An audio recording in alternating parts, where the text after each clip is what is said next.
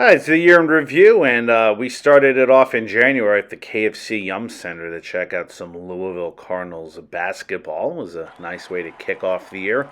Great professional college stadium, and here's our old home, Freedom Hall, that's now home to Bellarmine University. Check out this lobby, kind of outdated, but you get up close and personal to the basketball play, so can't complain. And Muncie Fieldhouse is one of those old high school gyms that I love in Indiana. And Millett Hall is the home of the Red Hawks basketball, which is a little bit outdated as well for the Miami, Ohio campus. Later that night, we checked out some hockey because the University of Miami is a hockey town, or the Miami University Red Hawks. Great facility. Check it out when you're down there. And then it was the 2022 college football championship, and I guess I overlooked it because we're here at Columbus checking out some Bulldogs basketball. And then we were at Case Arena checking out the Frankfurt Hot Dogs, one of my favorite gyms in the state. And once the weather got a little bit nice, we went to Alexander Field at Purdue to check out Purdue and IU battle out in baseball. Then we also saw the Ball State Cardinals play a little baseball. Nice stadium here as well. Indiana Tech is in Fort Wayne, and they have a funky little stadium that is worth visiting if you're up there. So is Ohio State's baseball stadium as well. A lot of college baseball this year, and it's one of those overrated, underrated places to see a game. Underrated, I mean. Not underrated is Huntington Park in Columbus, home of the Clippers. Wonderful place to check a game, whether it's on the street for free or if you buy a ticket and watch it from inside the grandstand. And then it was off to the Columbus Crew game, and there's the Nordeck doing what the Nordeck does, making a lot of noise and making sure there's a home field advantage. One of the prettier and nicer facilities in the MLS. Taylor University is a NAIA facility, which has a beautiful field. They also have a nice softball field. Beautiful day on campus that day. And then it was some high school baseball up in Anderson at Memorial Stadium. Overlooked here in the state, but pleasant. And a record crowd was on hand to welcome the Indy 11's women team. This is their first game, and there's the supporters down there making a lot of noise. And it was off to Austin, Texas to visit my cousin. And here I am getting off the old school way to check out some sports. Park Zaragoza, one of the funkiest, ridiculous professional ballparks. I mean, that's the visitors' dugout. A tree stump. But you gotta say, these hats are awesome. Cannot complain about that. And can't complain about Constellation Field collecting garbage during the night.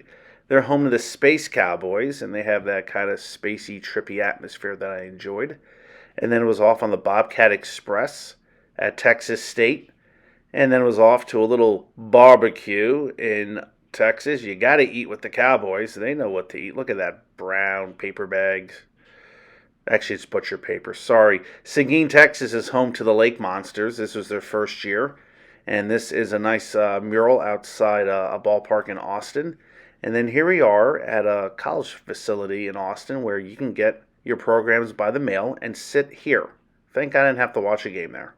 QT Stadium in home of Austin FC. And then it was off to Buc-ee's. And let's face it, when you're in Texas, you gots to go here. Here's me with a little plush toy for the niece and nephew. Isn't he cute? Get some pecans in the shell. One of my favorite stadiums were the Weimar Hormigas, who have since folded, but they had a beautiful old school stadium that I really enjoyed. And here's the Toyota Center, home of the Rockets, because we were on our way to watch some Houston Astros baseball.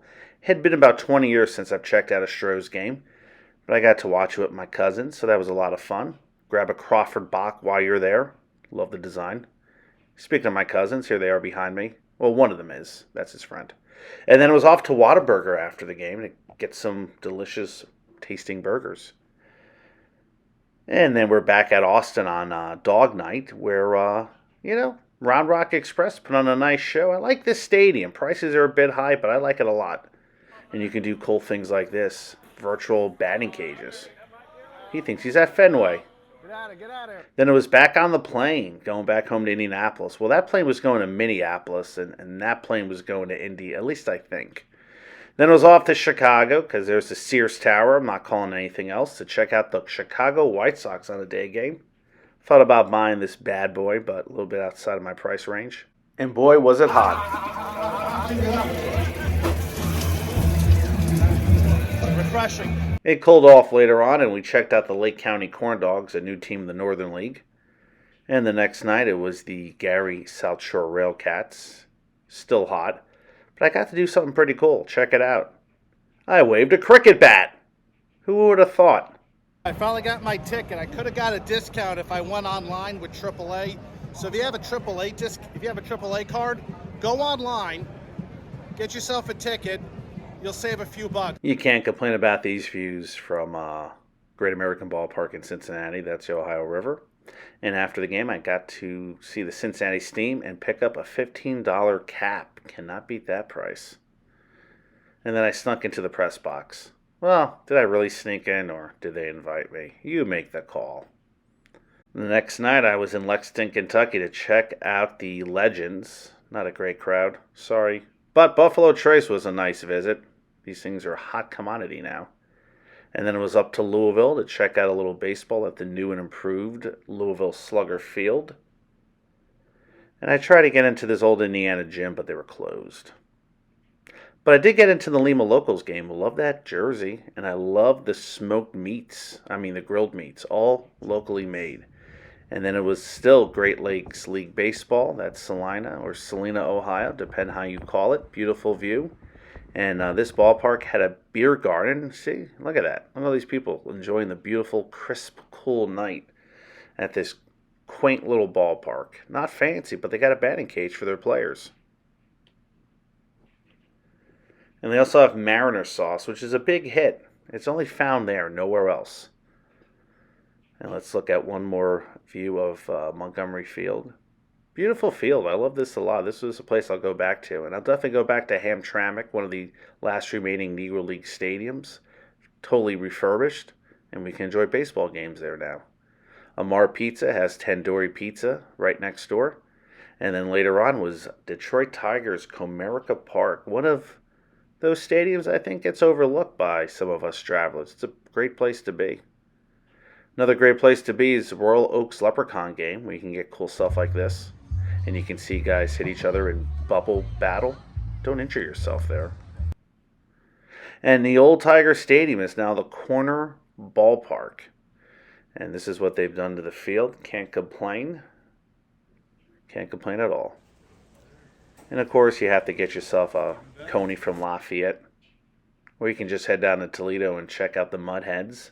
Beautiful views in a downtown ballpark in Hensville.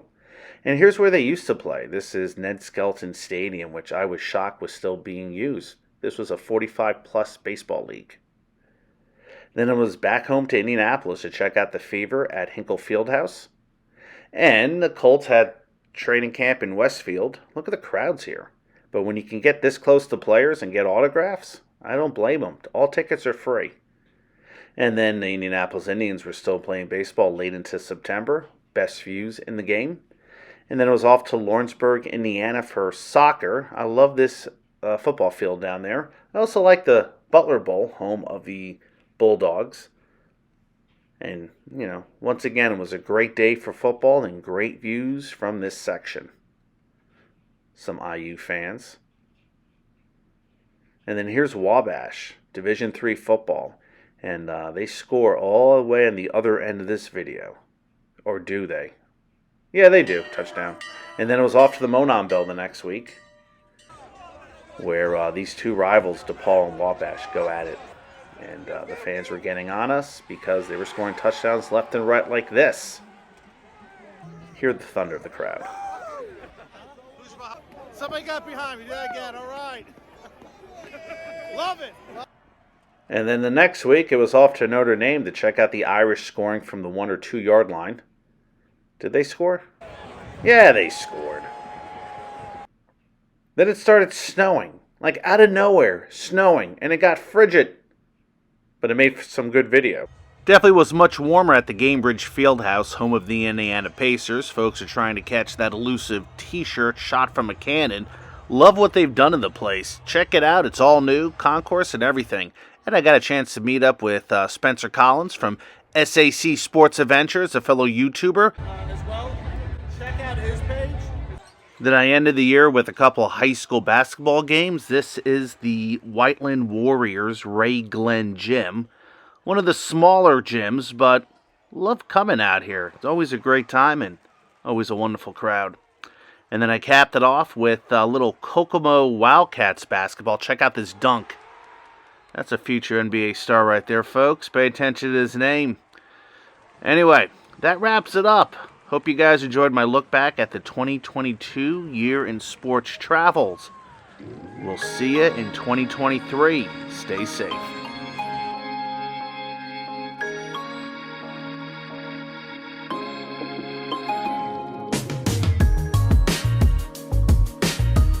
I'm the Ballpark Hunter.